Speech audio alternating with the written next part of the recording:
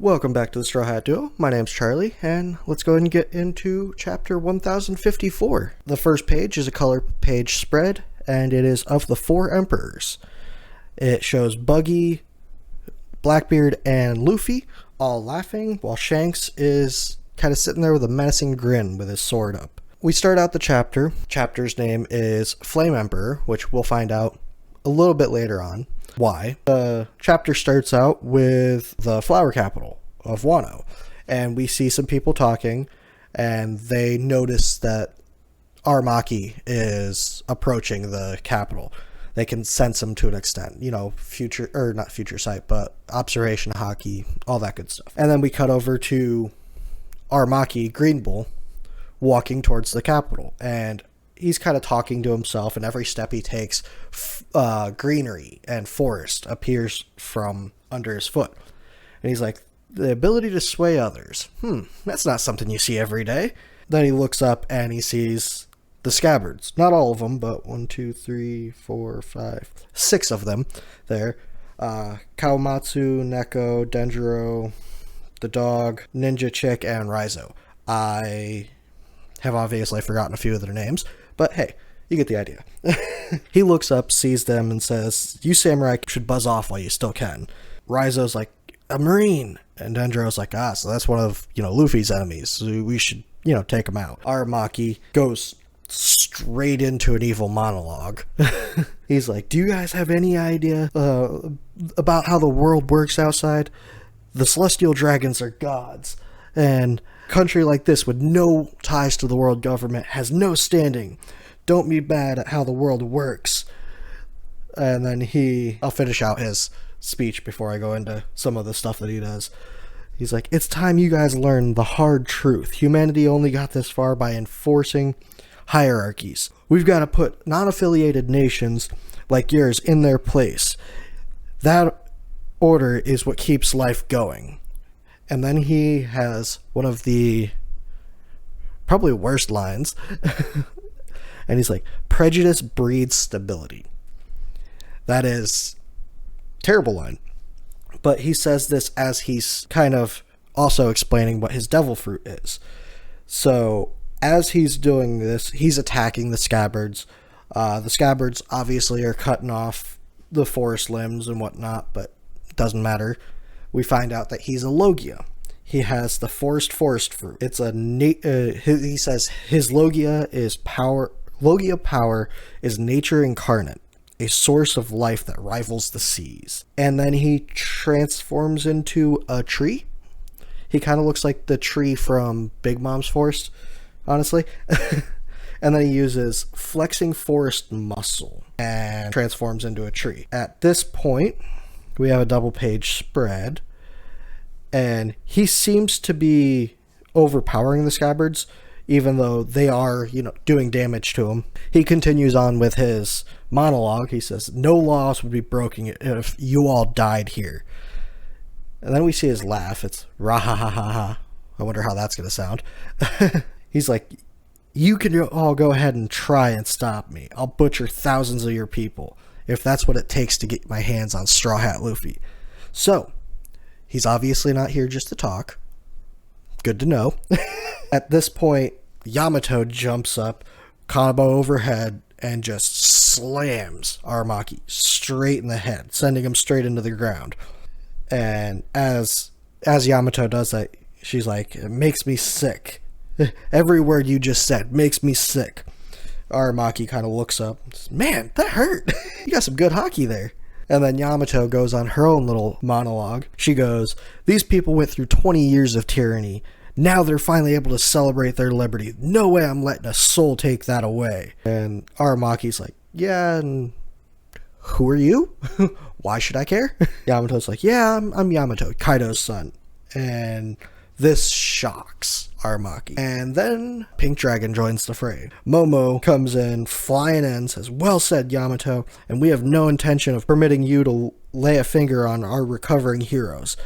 And then he tries to use a blast breath. A little puff of smoke comes out. So, obviously that doesn't work very well. And then we get a small little glimpse of the party going on in the flower capital. Nobody seems to have taken notice to it, so they're succeeding so far. That actually just made me think of something. The people in the Flower Capital are pretty oblivious to most things. They've damn near been killed twice in 2 weeks, like from major events, and they're not even like phased by it. They don't even know it. So the pink dragon appearing kind of confuses Aramaki. He's like, pink dragon, I've never heard of this devil fruit, or this ability. And then Momo, after letting out his puff of flame cloud, it literally looks like a little flame cloud popped out of his mouth. Then he kind of charges towards Aramaki in his tree form. We see his legs do the circle thing, like they look like tires, and he bites Aramaki right in the midsection, it looks like, which means Momo has now bitten a Emperor of the Sea. Well, Emperor at the time, not anymore, and an Admiral. I don't think anybody else has accomplished that feat. I could definitely be wrong. I don't think I am, but I could be. And Momo's like, yeah, I'll drag you away from the capital. Be gone. And as he does that, he starts to fly away with Aramaki. And when he's flying away, he's like, no one will ever bring dread and terror to our people again. I vowed I would not allow that. And Aramaki's like, a pink dragon? What the hell? And at this point, Aramaki's like, yeah, okay, you're in my way, and uses his nature fruit, his force fruit, and grabs Momo in 1, 2, 3, 4, 5, 6 different areas, just all across this dragon body. The scabbards are kind of like, Momo! And it looks like Yamato's about to take action, and then Momo's like, Yamato, stay out of this! And this kind of confuses, looks like everybody there. This next part is probably one of the more interesting parts of the chapter, so I'm going to save that for last. We'll go ahead and skip over this for a second, and we go over to the Navy headquarters in the New World. We hear somebody say, we can't let the Revolutionary Army go unchecked any longer, Aki Inu. Sakazuki's like, I know that, but we don't have any more Marines to deploy. The ones they're calling the Flame Emperor, Sabo, he's become a champion for much of the world. Of all the participants in the reverie, the one that was killed was a descendant of the founding 20 from 800 years ago, Nefertari Cobra. So Cobra is dead. It seems. That could be a false headline or a false report. I doubt it, though. He was already sick. He had a lot of death flags on him. So he's probably dead.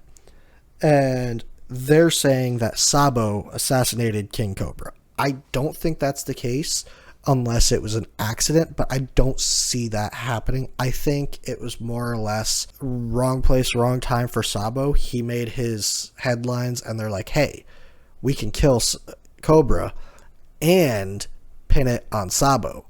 Win-win.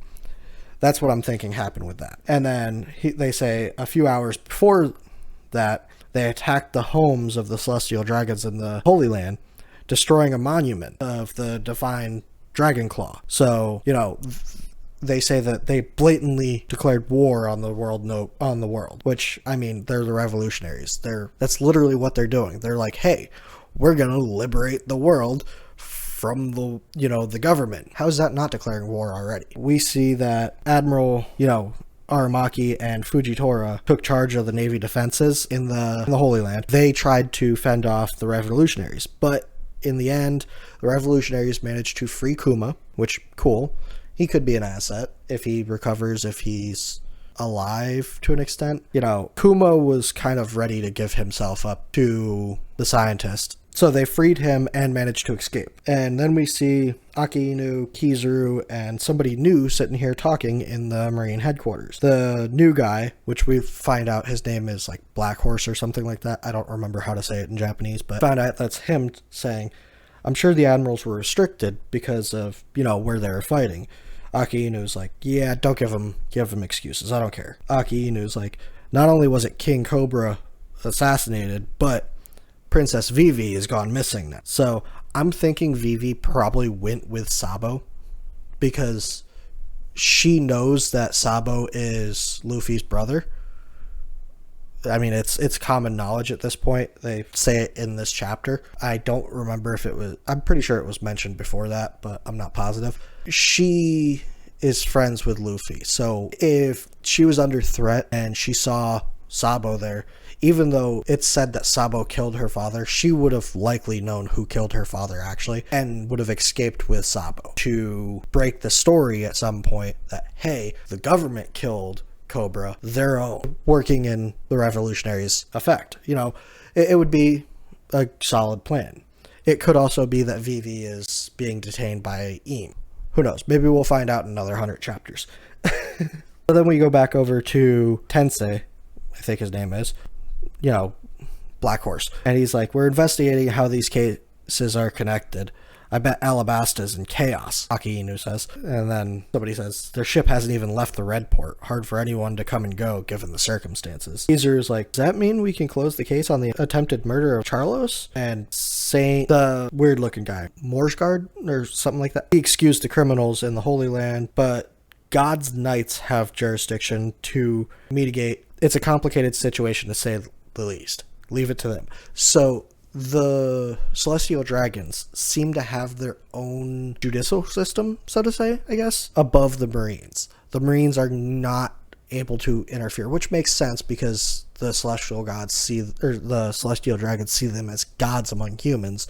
Why would they be restricted to Marines' judgment? No, that's below them. Black Horse says, seems like most of these instances are linked to Sabo. His flames of rebellion are spreading all over the globe. All 8 of those rebelling kingdoms were inspired to stage their revolutionary coups while their kings were still returning home. Then we see the nation that had the poster of Sabo, a big revolution going. We see a guy with a mask that says revolution on, yelling out. He's like, the Flame Emperor's influence can be felt even in the pirate world. His younger brother just upended their status quo. Right now, times are being forced to change. Aki Inu Orkizer says, it's almost as if they're worshipping him like a god. With the growth of his legend, you could say his influence is greater than that of the rebellious dragon himself. On top of that, his little brother, Straw Hat Luffy, was just dubbed an emperor. Luffy's family. As Sengoku said, why is it whenever anything's happening, it's your family, Garp? Aki Inu says, reached the rank of fleet admiral during one hell of an era. I don't care what they try, where they try to hit us. We'll strike back and return fire on all fronts. So, next chapter we're going to have another color page spread, but before the end of this chapter, let's get to the seas around Wano, where we see Red Hair Pirate's ship, and we hear, it's surreal, but he's really considered one now. Let's go, boss, Luffy's become a great pirate. This takes me back to the last time I was here. We were all giving Odin a send-off. Momo and Hiyori must be all grown up by now. This is Shanks talking at this point, because obviously Shanks, last time he was here, he was a kid. He was younger than Luffy. So he was a kid at that point. So we see Lucky Roo, Yasab, and two other red hair pirates that I can't remember their names, but they were there at the village. They're like, boss, let's go see Luffy already. He really is something now. Kid's here too, right? It hasn't been that long since that brat tried to pick a fight with us. This one is definitely Yasab talking. He's like, hang on, I'm not ready to meet Usopp yet. You know, he's coming to terms with his, failed fatherhood. We see Shanks then, kind of looking at a newspaper, kind of smiling. He looks happy but sad at the same time almost. He's got a smile on, but his eyes look a little down. He's like, look at this. It could just be that he's kind of lost in thought, because then we go over to a flashback of everything preceding the story itself. And he's looking at a picture of Luffy. He's like, look at this. And then we go to the flashback and we see a government ship. They're like, it's Red Hair's ship. Seems like, and we see Beck go, it seems like they've got a CP9 agents on board. What a pain. Shanks is like, who cares? Let's go. And they attack. We see a young who's who, and he's like, what are they after? It's not like we've had any proper treasure, only some minor devil fruit. What's the big deal? Isn't that the one that turns you to rubber? And then we flash forward a little bit to the village, and Luffy in the tavern. We see Shanks sitting there talking with him on a hill while Luffy's looking like he's reading a paper. Then we see the area where Shanks lost his arm, saving Luffy. And at this point, we flash back forward to present, and Shanks kind of grabs his arm, the stump where his arm is. And at this point, he's got a little bit happier of a smile on his face. And we see some of the other crew of the red hair pirates, and they're like, I guess the top officers have a past with him. They really know the Straw Hat Luffy? And then we see Gorilla Dude looking at everybody. He's like, they say he's a rampaging demon monkey. He's totally out of hand. Which that just seems comedic for, a monkey guy to be saying that. Then Shanks kind of looks back at Lucky Roo and them. He's like, I'm not planning on having a reunion with Luffy here. Lucky Roo's like, what? And then Shanks like, yeah, don't you remember what's going on in our backyard? They're like, oh yeah, that Bart guy claimed he was under Luffy. He put up his mark after burning down our flag. We'd be failing our duties if we just let that slide. And then Shanks goes and sits down with Ben Beckman at a table and says, well, I guess. Hey, Beck, isn't it about time to go and claim it? And Ben Beckman kind of looks at him, not knowingly, but kind of thinking. And then Shanks finishes off the One Piece. That's how the chapter should have ended, right here. This page here should be the end of the chapter. That's how it should have ended, in my opinion. But that's not how it ended. It ended with the Marines talking. This chapter was crazy. We got, 4 pages of Shanks? That's probably, adding 50% more Shanks to the manga. I enjoyed this chapter. There is no break next week, so we have another chapter next week. I don't know where they're going to go with this one. They could continue the fight with Aramaki. They could continue the search for Sabo. We could cut over to Sabo. We could go to Luffy and the crew kind of talking. We could go to the Marines.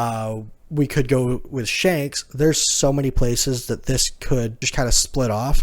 I wish we had 5 chapters next week of each one. There's just a lot of information that I would love to know, but we're just going to have to wait for that. So let me know what you guys thought about this chapter. Did you enjoy Shanks being in it? Do you think the evil Shanks theory is going to be the case? Do you think Shanks and Luffy are going to have to fight?